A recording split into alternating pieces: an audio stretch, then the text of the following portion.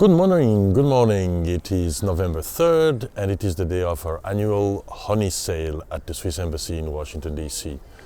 So we are one of the biggest beekeepers in the district, and we have been producing this year around 700 pounds of honey.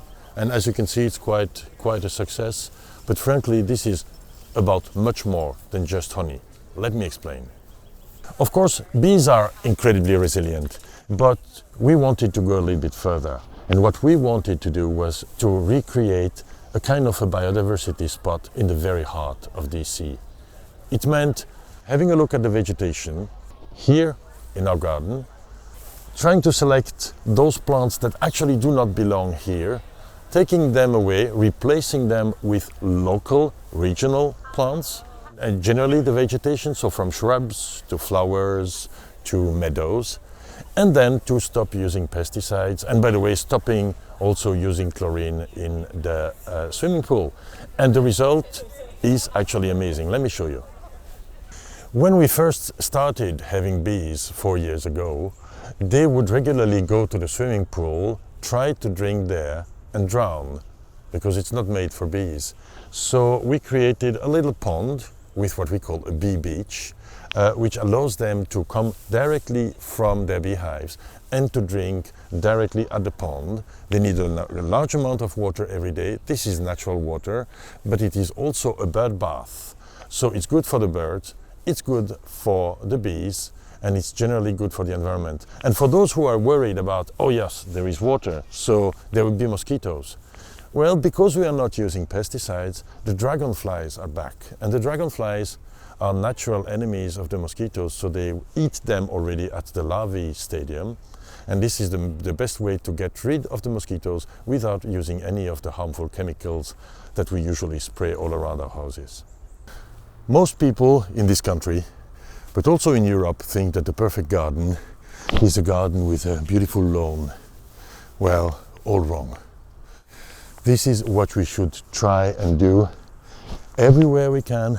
Try and have pollinating gardens, wildflowers, all the things that make a difference to not just the bees, but also the huge variety of insects that make for biodiversity in this country. From the moment we started creating all these little islands of flowers, we've seen the bumblebees coming back. We've seen the dragonflies coming back. We've seen even the fireflies, like the traditional fireflies. If you would be here in the summer, this looks like the Milky Way. So if you want to contribute and make your contribution to create this kind of small island, no matter how small, do visit the website of the Audubon Society of America.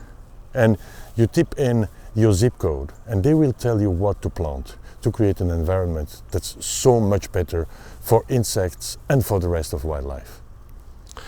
So it's all about creating biodiversity. And there is, by the way, something that's very important, especially now in the fall. These leaves here are very important for the insect biomass. Many insects feed, and their larvae feed on the leaves. So don't blow them away the first moment they fall from the trees. Leave them for a few weeks. And maybe later on in the winter, you can blow them away, shred them and use them again for your plot. But please do not blow them away as soon as they fall, because this is very important for a healthy garden, for a healthy soil, and for a healthy biodiversity. There is so much we can do.